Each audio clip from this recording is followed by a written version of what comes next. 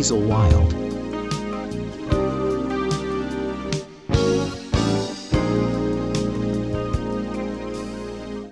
Salut la jeunesse, bienvenue pour ce nouveau Weasel Wild. Ici Joe Collins et vous commencez à savoir avec qui je suis. Eh oui, bon Joe, toujours avec le bon vieux Bob. Aujourd'hui, partons à la découverte de Marina Beach. Une étendue claire bordée par l'eau, caressée par le vent et rythmée par le va-et-vient des vagues. Ici, chaque lever de soleil raconte une histoire et chaque crépuscule dépose sur l'horizon une lumière presque irréelle. L'activité phare du coin, c'est la pêche. D'ailleurs, j'adore ça. Dès l'aube, les silhouettes se dessinent sur le ponton. Canne tendue vers l'infini, regard fixé sur la surface miroitante, les habitués connaissent ces eaux comme une vieille amie. Lors de notre passage, nous avons croisé Alejandro et nous laissons avec ces images. Bonsoir, je suis actuellement avec un pêcheur amateur. Est-ce que vous pouvez vous présenter, s'il vous plaît? Bonsoir, je me présente, je m'appelle Alejandro Garcia, j'ai 27 ans. Je travaille actuellement au Club 77.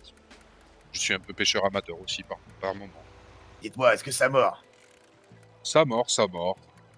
Vous avez pêché quoi aujourd'hui? Ou quelques rouges et grondins, des bars, des poissons globes, des anguilles, beaucoup de choses, pas mal de choses, pas mal. Est-ce que vous diriez que l'activité de la pêche, c'est quelque chose de rentable? Alors ça peut être rentable, mais j'avoue que si le prix du poisson pouvait augmenter, ce serait pas mal. Et quelle est votre plus grosse prise ici? Honnêtement, je pense que c'est le rouge et grondin. Et c'était quoi son poids, vous savez ou pas? Pas du tout, pas du tout. Je ne l'ai pas pesé. Donc là, vous pêchez avec quel type d'appât? Des appâts de très grande qualité. C'est des petits verres un petit peu. Vous êtes plutôt pêche du coup en mer comme ici, au bord de mer, ou plutôt rivière, ou tout type? Moi, je viens régulièrement ici, mais après, ça me dérangerait pas de pêcher ailleurs. En fait, j'essaie de trouver là où ça mord le plus, quoi. Ok, donc vous conseillez plutôt cet endroit-là, si vous y êtes. Après, moi, c'est parce que je vis vers Paleto aussi. Est-ce que vous avez un mot pour les habitants de San Andreas, ou une incitation pour qu'ils viennent pêcher? Oula, alors là, je sais pas du tout. Honnêtement, j'ai pas forcément de mots à proprement parler, mais je le conseille fortement si les gens veulent passer le temps, profiter un peu pour se relaxer, changer les idées. Ouais, pour vous, ouais, la pêche, c'est vraiment une passion, un passe-temps, plutôt que faire ça pour l'argent, quoi.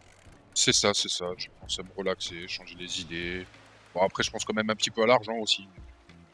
Un peu plus loin, le phare veille. Sentinelle immobile face aux marées. Il guide des bateaux et rassure les marins.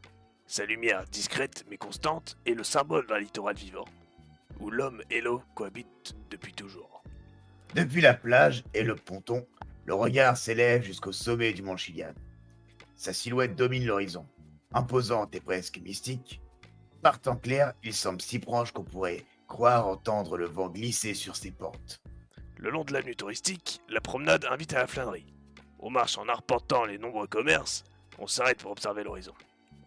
Les vélos en location attendent les curieux, prêts à longer la côte et découvrir Roxwood autrement, entre ciel et ligne d'écume.